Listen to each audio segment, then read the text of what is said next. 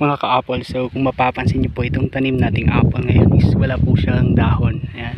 So ito po yung dormant na rootstock dito sa galing po ito sa nursery dun sa bahay. And then tinanim po natin dito sa area. So after po nito mga at least 2 weeks, so meron na po yung mga sprout, and then ang gagawin natin dito, i-graft after. So ngayon kasi tag-init, so mas maganda kapag ganito po yung itatanim natin kasi iwas po ng dehydration. Ayan. So nagtanim na rin po tayo dun sa may bandang baba, hindi lang po kita kasi wala pong dahon. Ayan.